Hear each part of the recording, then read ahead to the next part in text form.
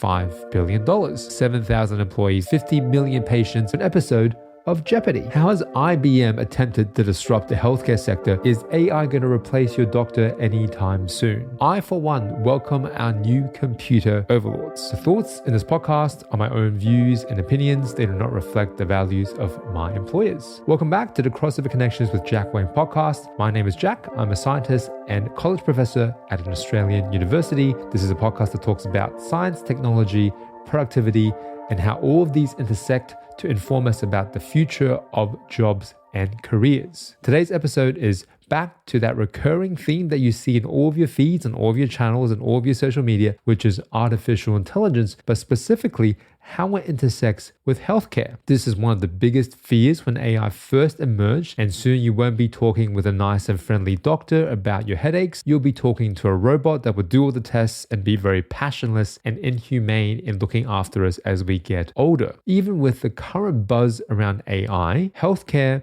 and technology are not unfamiliar to each other, and the tech sector has been trying to disrupt healthcare for decades with very mixed results. So will the latest iteration of AI be enough to really overtake healthcare, replacing doctors as we know them? The first article is from The Conversation. The thesis of this article is there's already a lot of AI in use in healthcare. Very little of it is quote unquote medical grade, in that it would pass the muster, would allow us to entrust the lives of patients with its decisions and with its data. So despite all of the very headline grabbing tools and news around AI being very good at predicting things like Alzheimer's disease, see our last episode, as well as choosing the best antidepressant medication, there is a lot of skepticism around how usable something like ChatGPT actually is for medical use. Of course, we can think about using chatbots to answer patient questions as opposed to relying on WebMD or Google, allowing it to augment doctors' abilities to take notes, help facilitate the explanation of complex diagnosis to someone who's worried about a family member. AI will have great benefits, but there are concerns about the tools. AI will not actually replace real people, but real people will be replaced by other real people who know how to use AI and leverage AI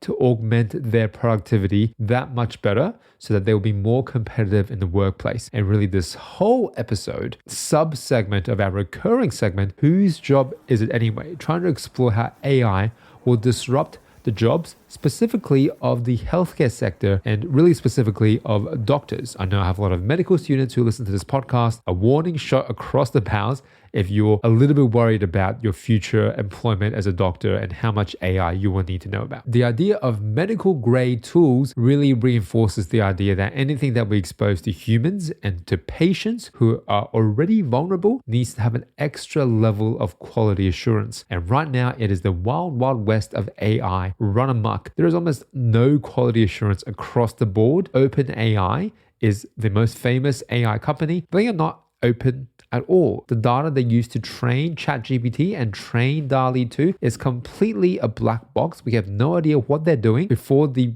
behavior of AI becomes more predictable, we really cannot trust it in these vulnerable, dangerous scenarios in the healthcare industry. Who is culpable if AI makes the decision? No one really knows, right? And the people who made the decision to use AI probably will be the ones who will take the fall if the decision is found to be bad for the patient and cost someone their lives. And this article makes the argument that not only will AI need to be integrated and it need to be improved for healthcare to work, the workforce need to be retrained to use AI in the most effective way. Hence my point earlier, we will not be replaced by AI per se, but we will be replaced by people who are ahead of the curve in using AI to their advantage. So this goes hand in hand with retraining, retooling, and transforming the existing workflows to incorporate and integrate AI in a sustainable way. AI tools lack scientific rigor. The developers of the AI tools, very few of them are doctors and scientists in the sense of medical scientists. They may be computer scientists and engineers, but that's a very different skill set. Consider the risks and weigh up everything, not just by the numbers, but also by the human side of the equation. A lot of people who go into computational biology, they've been waiting many years to have a perfect computational mathematical equation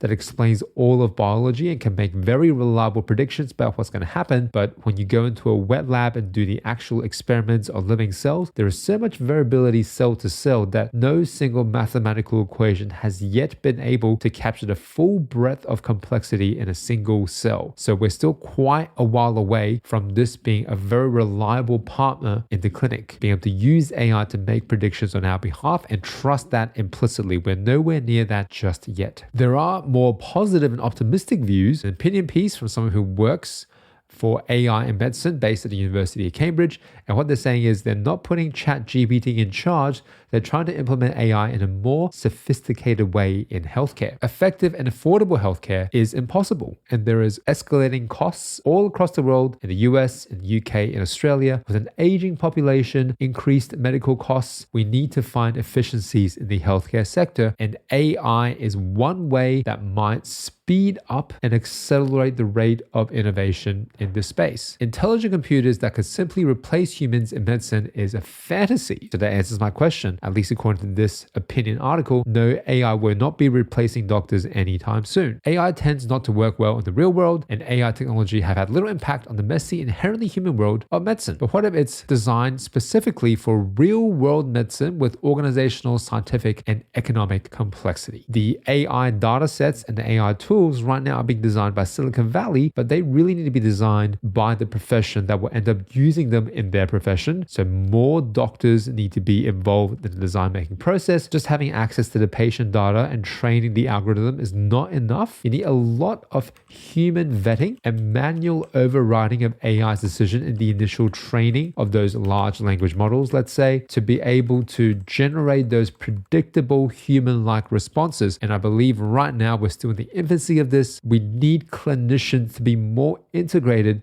into the AI development for it to be of maximal use to those very same end users. This new future where the clinical and the AI are more in sync, using AI-powered personalized medicine, we can allow for more effective treatment of common conditions such as heart disease and cancer, or rare diseases such as cystic fibrosis, optimizing timing and dosage of medication for individual patients, and using their individual health profiles rather than current blank criteria of age and sex. And they can also apply it in clinical trials, given that the average response to a drug fails to meet a trial's targets, but maybe it could optimize that more for individual patients given a certain set of criteria. Creating a data model of individual patients or their digital twin could allow the researcher to conduct preliminary trials before embarking on an expensive one involving real people. This keeps making the argument that AI is not going to replace the doctor, but we need doctors to be much more involved in the development of these AI tools for them to be more sophisticated and assisting with the existing workflows that doctors need to do anyway, and it would make those decisions a little bit more accurately. This is an opinion article. There's no evidence backing up the veracity of these claims about how likely it is for AI to actually impact healthcare in the way that this article says it may. And when we predict the future, one of the most reliable ways of doing that is to look into the past. This is not the first rodeo for AI in healthcare. Quite a big player has already invested billions of dollars into AI well before OpenAI became a news headline that we see every single day on our feeds. IBM. How has IBM attempted to disrupt the healthcare sector? Well, funnily enough, it comes back to an episode of Jeopardy! In 2011, IBM had a computer called Watson, and this was its version of artificial intelligence. It wasn't sentient, but it was probably the most sophisticated version of AI people had seen up until that time in 2011. And they sent Watson onto the American quiz show Jeopardy! And asked Watson to compete against two of the show's most successful contestants televised nationally. Watson won comfortably, leading one of the opponents, Ken Jennings, to say, "I, for one, welcome our new computer overlords." IBM's plans were very ambitious and wanted to use Watson, train it with all of the healthcare data, all of the patient records that were made available electronically over decades, and it wants to use Watson to transform the healthcare sector. This was a big play because IBM invested billions and billions of dollars. Another attempt of infusing data into medicine, thinking you're going to crack the case wide open. This is a very long form article on the conversation. All of these famous figures in history trying to use data to transform medicine, they keep coming up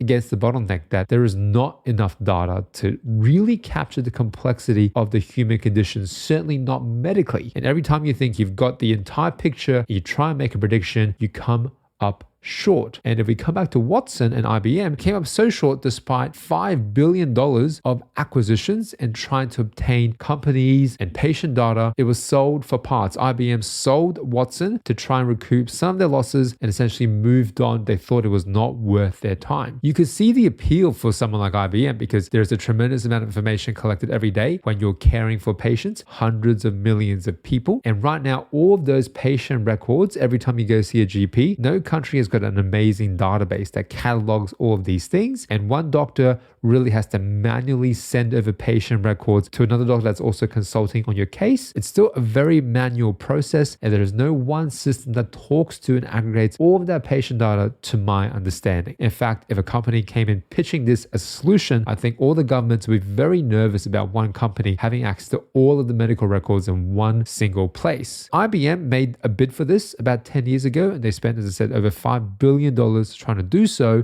And the idea was that Watson would be able to aggregate all of this information and very reliably make predictions that clinicians would find useful, and IBM could then sell this technology to all the hospitals in the US and across the world and make a killing and a return on investment on their $5 billion. People in the technology sector looked at the lack of connectivity in the healthcare sector and said, we're going to fix it. But of course, they have to date not been able to fix it. Google, Microsoft, a lot of very big companies are extremely interested in healthcare. And the most attractive part for big tech is that it is one of the biggest parts of any country's economy, and tech companies are drawn to audacious challenges like this. Go big or go home. Disrupt or be disrupted is Silicon Valley's mantra. This article is linked in the show notes below. It's from Slate. IBM needed massive amounts of data to train Watson. They kept acquiring different companies, Truven, Vital, Explorus, and kept merging, looking at insurance databases, electronic health records with 50 million patients. They kept thinking they would get to a point where enough data is enough and Watson would become so good at reconciling all of this information. Unbelievably, it's still not enough data. It's still not enough data. Patients were not getting recommendations that were relevant, and it was suggesting a kind of treatment that wasn't available in the locality, or the recommendation did not square with the treatment protocols that were used in a local institution or in the US and Europe. And this is the big one. Physicians were feeling like the algorithm,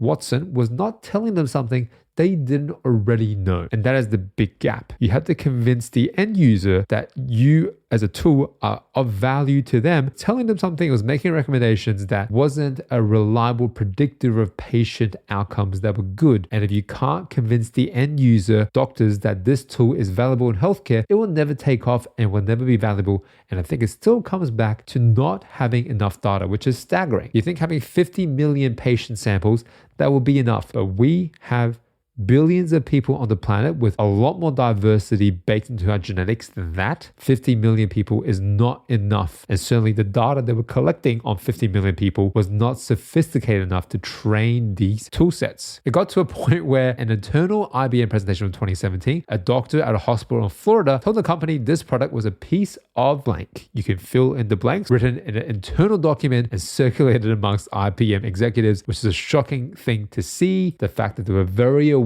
of how poorly this was going, that they were going to exit this business sooner rather than later. This was an internal memo, not an external memo. Despite all the efforts they tried to rescue it, the sunk cost fallacy got them in the end. They still decided to move on. Even with 7,000 employees, they decided to sell it for parts. And the next article presents a more realistic model for how this may work better in the future. And this article is more of a research article rather than a news headline. Tasks as needs, reframing the paradigm of clinical natural language processing research for real-world decision support. The argument this article made about Watson, it failed because the system was unable to provide information that was not already accessible to clinicians, and also it didn't operate with other healthcare record systems, and it didn't satisfy the user's needs. Clinicians were not going to trust it, and it wasn't a good partner. Clinician-led decision-making needs to be at the forefront of AI tools. No, AI is not going to replace doctors. Doctors need to be there to make the AI a more reliable partner, I don't think medical review boards will be comfortable with AI making the patient recommendations. It needs to present the information to the doctor in a very concise, systematic, evidence-based way and let the human make that last decision. Doctors are not going to be replaced by AI anytime soon. In fact, doctors need to play a much stronger role in making AI that much better before healthcare is going to be revolutionized by artificial intelligence. In the discussion of this research paper, they highlight 3 main issues that will prevent or slow down the development of future AI in use for healthcare. Issue 1, underperformance of AI on complex language processing tasks. Medical records, for those of you who are in the medical field, are a nightmare. Bad handwriting, bad grammar, acronyms, there's shorthands that only some nurses and some doctors use. There are different drugs with different versions of the names, with different dosages for different patients. This is a complex language processing task. And to date, AI has not been trained on all of these different permutations of medical records other than the very clean, sanitized version that you would put into a database that it would have access to. Is not yet ready for prime time. It's not yet ready for doctors' handwriting, that's for sure. Issue 2 is an oversimplification of clinical problems, and it simplifies it as a linear task that has a series of sequential decisions. But in medicine, it's not like that. It's very iterative. It's very trial and error. Let's try this treatment. Is the patient improving? If not, let's go back, try something else. But then you have a new piece of information about how the patient responds. Maybe you discover a new sensitivity to a drug or a new allergy, and you go back and adjust the dosage. Those iterative back and forth decision-making processes are not linear. And right now, the AI algorithms are not optimized for dealing with that workflow. The last issue, and this is the issue that I think is the most important, is explainability. The black box approach of AI is a huge problem wherever AI has seeped into the workflow. It can give you an output, but the black box of its mystery is crucial to its perception of being an ingenious machine and to trick us into thinking it's way smarter than it really is. It won't let us under the hood to let us see what it's actually doing, where it's drawing its data sources from. And again, OpenAI is not particularly open or open at all. If you can't explain how you arrived at a decision when it comes to patients, you will not be able to convince the patient's family. You will not hold up under medical board review. And if you're sued for a poor patient outcome by their family, the explanation cannot be the AI recommended that I make the decision as a surgeon, and so you can blame the AI vendors. And we can see an extrapolation of this principle. When you lose explainability, all that is left is culpability. And this is a headline in Australia. It focuses on the neurosurgeon, the very famous neurosurgeon, Charlie Teo. What happens when doctors don't act as they should? And what's the ruling against neurosurgeon Charlie Teo? This podcast is not a referendum on Charlie Teo. He is a rather prolific neurosurgeon based in Australia who goes and conducts brain surgeries that many other neurosurgeons won't touch because they are very risky, and he's very skilled. No one denies that he's a very skilled neurosurgeon, and he's willing to operate on brain tumors that other surgeons are not willing to touch, and he's saved many people's lives as a result of doing so. As you can imagine, if many other neurosurgeons or no other neurosurgeons are willing to operate on the brain tumor, that means that that patient has poor prognosis. The tumor is probably in a very difficult situation. The likelihood of them surviving, full stop, is going to be quite low. So there are going to be some bad patient outcomes, even if Charlie Teo is an amazing surgeon and the best neurosurgeon in the country, if not the world. He is fighting and lost the fight of 2 complaints of unprofessional conduct from the family of 2 different women, saying that Charlie did not warn the patients fully of all the risks and obtained informed consent before completing these surgical procedures. Again, this is not a referendum or indictment of Charlie Teo. I'm very neutral on the topic. I think he's an amazing surgeon, but you can't have medical review boards authorize extremely risky brain surgeries. And I think when you go out on a limb and do these dangerous procedures without the full backing of medical review boards, when you lose explainability, when you can't explain why you went in and did this surgery. In this case, Charlie T is doing an extra risky surgical procedure, but let's say he has an AI tool that told him the percentage risk, the potential survival, and he used that AI algorithm to augment his decision-making process and vetting patients that may be eligible for this really risky procedure. That black box will not help Charlie Teo. Right now, he can't explain to the satisfaction of these review boards his decision-making process. Can you imagine if it was an AI algorithm involved in that decision-making process? The risk is just going to go through the roof even more. AI coming in to revolutionize it, we can only do so with the collaboration of doctors. And if you're a young doctor with interests in artificial intelligence, a great chance to get ahead of the curve. And we're going to wrap up today with The Connect, our recurring segment where we revisit old episodes of the podcast, in particular connect with listeners or viewers on the issues we covered previously. Today, we're going to talk about the video, Can You Trust 23andMe for Genetic Testing? Comment that I'll respond to is one from, and I apologize if I pronounce this incorrectly, Ducky Fuzz Fuzzy Duck 3594. Ducky Fuzz Fuzzy Duck 3594. Would never trust genetic companies. They might clone me, and that's scary. I think this is a very legitimate concern. Ducky Fuzz Fuzzy Duck 3594. Thank you for engaging and commenting. The fear that genetic companies would take our DNA and clone us is a legitimate concern. It might be somewhat misplaced. The DNA that they have from your saliva sample or from whatever sample you submit to them, let's just assume that it's a free reign and you've signed over everything and they can do with it what they want to. Cloning of whole organisms, of whole animals and whole humans relies on the use of stem cells. So we can't just create a human completely from scratch. We did an episode previously on stem cells and synthetic embryos and synthetic stem cells. That still needs to be implanted back into a human to grow that embryo to full term. They can't just completely grow a test tube baby. So the likelihood of them fully cloning you from a piece of your DNA, we are decades away from that process. Not to mention, if you're working with live humans, there is a lot of legislation governing that in all the countries I know of, certainly in the Western countries, a dramatic amount of legislation regulating that.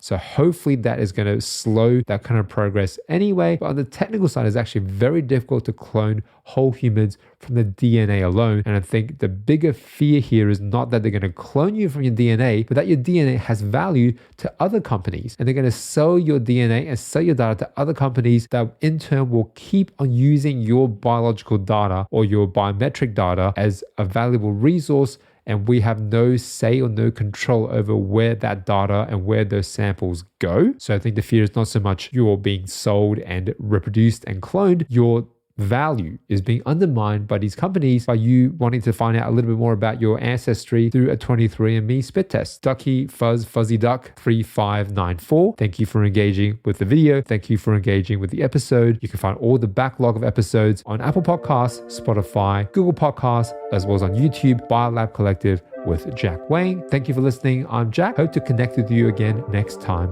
around.